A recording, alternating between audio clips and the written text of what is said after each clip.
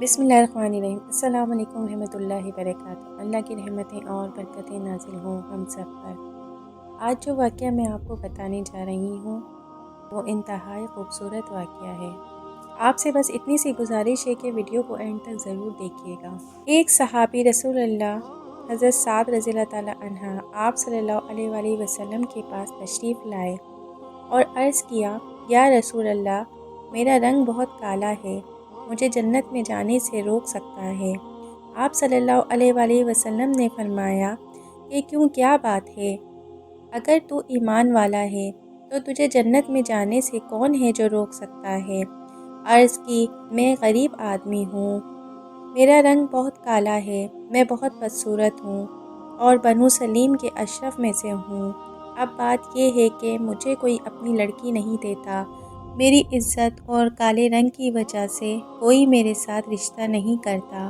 آپ صلی اللہ علیہ وآلہ وسلم نے فرمایا، آج عمرو بن وہاب رضی اللہ تعالیٰ عنہ سقی آئے تھے۔ یہ مدینہ منورہ کے چودھری تھے، بڑے مالدار تھے، ان کی بیٹی بڑی خوبصورت تھی۔ صحابہ رضی اللہ تعالیٰ عنہ اجمعین نے کہا کہ وہ مجلس میں تو موجود نہیں ہے۔ آپ صلی اللہ علیہ وآلہ وسلم نے فرمایا، جاؤ عمرو بن وہاب رضی اللہ تعالیٰ عنہ سے کہو کہ اپنی لڑکی تیرے نکاح میں دے دیں۔ حضرت سعد رضی اللہ تعالیٰ عنہ جا کے دروازے پر پہنچے، دستک دی۔ حضرت عمرو وہاب رضی اللہ تعالیٰ عنہ باہر نکلے اور پوچھا، بھائی کیا بات ہے؟ کہا، میں رسول اللہ صلی اللہ علیہ وآلہ وسلم کا بھیجا ہوا ہوں، آپ صلی اللہ علیہ وآلہ وسلم کا قاصد ہوں، آپ کے پاس آپ کی بیٹی کی شادی کا اپنے لیے پیغام لایا ہوں۔ بظاہر انہیں یقین نہیں آیا، اس لیے کہا کہ بھاگ جا، کہاں کی بات کرتا ہے؟ وہ تو بیچارہ غریب تھا، پہلے کا غم کھایا ہوا، وہ تو ڈر کے وہاں سے پیچھے ہٹا۔ ادھر عمرو رضی اللہ تعالیٰ عنہ کی بیٹی حسن و جمال میں مشہور تھی۔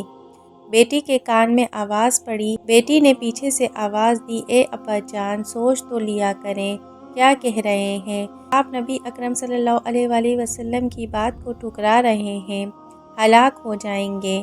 میں نبی اکرم صلی اللہ علیہ وسلم کے حکم کے سامنے تیار ہوں، میں کالے گورے کو نہیں دیکھ رہی، میں بس یہ دیکھ رہی ہوں کہ یہ نبی اکرم صلی اللہ علیہ وآلہ وسلم کا بھیجا ہوا انسان ہے، نبی اکرم صلی اللہ علیہ وآلہ وسلم کا بھیجا ہوا آدمی ہے۔ جاؤ، میں تیار ہوں، اور یہ کہہ دو کہ میں شادی اس سے کروں گی۔ حضرت عمرو بن وہاب رضی اللہ تعالیٰ عنہ سقوی بھاگے بھاگے پیچھے گئے۔ آپ مجلس میں تشریف فرما ہیں، جب دیکھا کہ عمرو آئے ہیں تو فرمایا، میں نے ہی اللہ کے رسول صلی اللہ علیہ وآلہ وسلم کی بات کو ٹھکرایا۔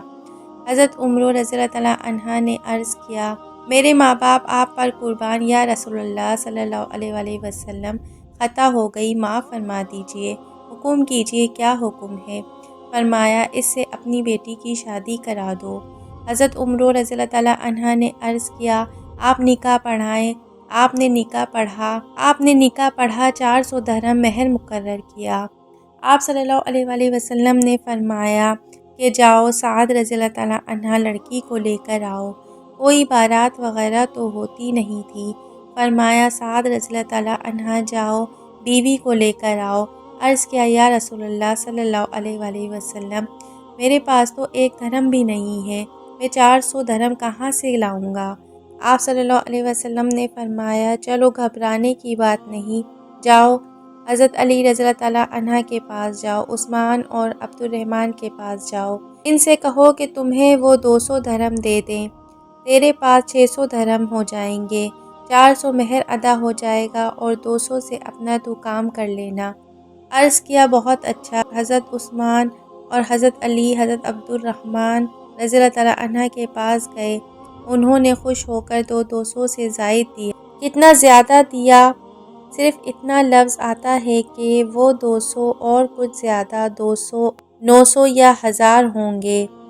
اب حضرت سعد رضی اللہ تعالیٰ عنہ بڑے خوش، کیوں بھائی، ایک نوجوان جو بڑی خوبصورت لڑکی سے شادی کرنے والا ہو، کیا جذبہ ہوگا حضرت سعد رضی اللہ تعالیٰ عنہ کا؟ کہنے لگے، لڑکی کو لینے بعد میں جاؤں گا، پہلے تو کچھ سودا بازار سے خرید لوں۔ 400 تو مہر ادا کروں گا، باقی کا کیا کروں؟ کچھ کا کپڑا اور کچھ کا کھانے پینے کا سامان خرید لوں گا تاکہ میرا کچھ کام چل سکے، گھر کی مشکل بن سکے۔ جب بازار میں داخل ہوئے تو ایک آواز کان میں پڑی، اے اللہ کے دوست، اللہ کے راستے میں نکلو۔ بس یہ سننا تھا، حضرت سعد رضی اللہ تعالیٰ عنہ کے قدم زمین پر جم گئے۔ سارے جذبات، سارے احساسات کو ایک بولنے نکال کے اللہ اور اللہ کے رسول صلی اللہ علیہ وآلہ وسلم کی محبت کو دل میں ڈال دیا۔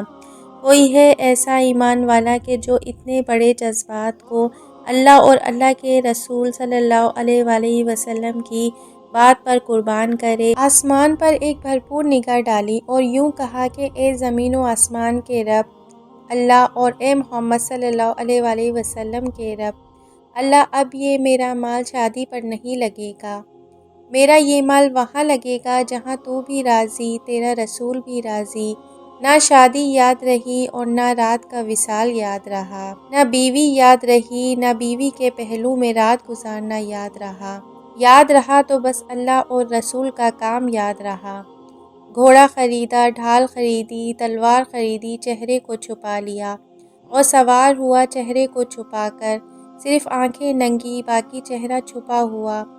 صحابہ رضی اللہ تعالیٰ عنہ کہنے لگے، ارے یہ کون ہے چہرہ چھپائے ہوئے؟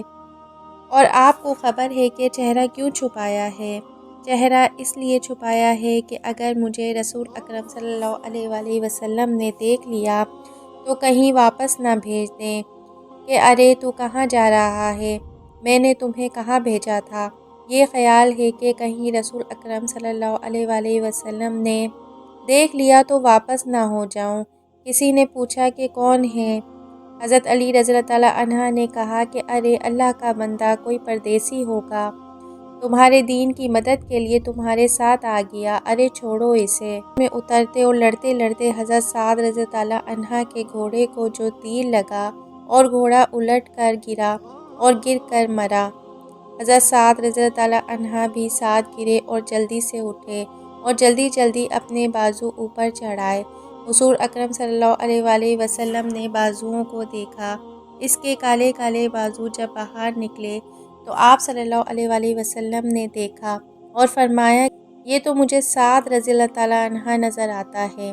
عرض کیا، میرے ماں باپ آپ پر قربان ہو جائیں، اے اللہ کے رسول صلی اللہ علیہ وآلہ وسلم، میں سعد رضی اللہ تعالیٰ عنہ ہوں۔ آپ نے فرمایا، خوشخبری لے لے، تو جنتی ہو گیا، تو خوشبخت ہو گیا۔ اب اس کو اس کا سننا تھا کہ چھلانگ لگائی۔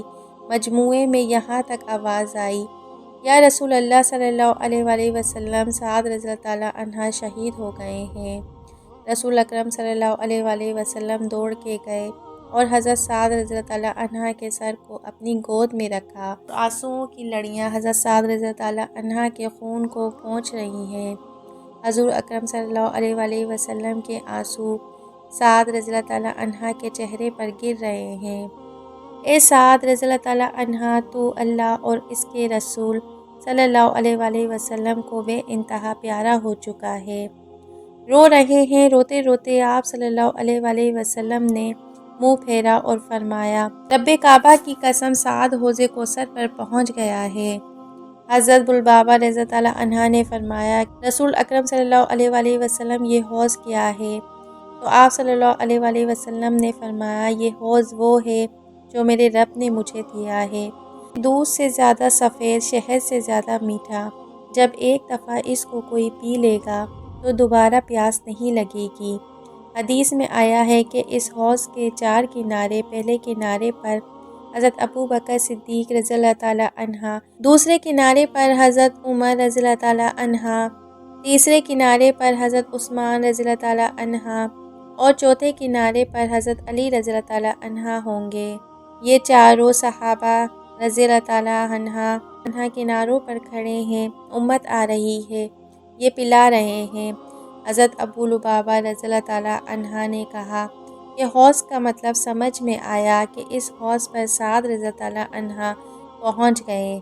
آپ رضی اللہ تعالیٰ عنہ نے عرض کیا، یا رسول اللہ صلی اللہ علیہ وآلہ وسلم، میں نے مختلف باتیں آپ میں ملاحظہ کی ہیں، ایک تو آپ روئے، پھر آپ ہنسے، پھر آپ نے منہ پھیر لیا، یہ کیا ماجرا ہے؟ آپ صلی اللہ علیہ وآلہ وسلم نے فرمایا کہ جو میں رویا تو اپنے صحابہ رضی اللہ تعالیٰ عنہ کے قربانی اور شوق پر رویا، اس کی جدائی پر رویا، اس حال میں تھا کس طرف کو جا رہا تھا، لیکن جذبوں میں جا رہا تھا اور کیسے عمر پر قربان ہوا۔ میں اس بات پر رو رہا ہوں، اور میں ہنسا اس بات پر جب میں نے جنت میں اس کو دیکھا، اس کی بارگاہ میں اس کے درجے کو دیکھا تو میں ہنس پڑا، اور میں نے منہ کو پھیر لیا، اس لیے منہ کو پھیر لیا کہ جب میں نے دیکھا کہ جنت کی حوریں، اس کی بیویاں دوڑتی ہوئی آ رہی ہیں اور تیز دوڑ کے آ رہی ہیں کہ ان کی پنڈلیوں سے کپڑا ہٹ گیا اور ان کے پاؤں میں پازیب چھن چھن کرتی مجھے نظر آ رہی ہے، تو میں نے شرم سے منہ پھیرا اور فرمایا کہ جاؤ ان کی بیوی سے کہہ دو کہ اللہ نے سعد رضی اللہ تعالیٰ عنہ کو تیرے سے زیادہ خوبصورت بیویاں عطا فرما دی ہیں۔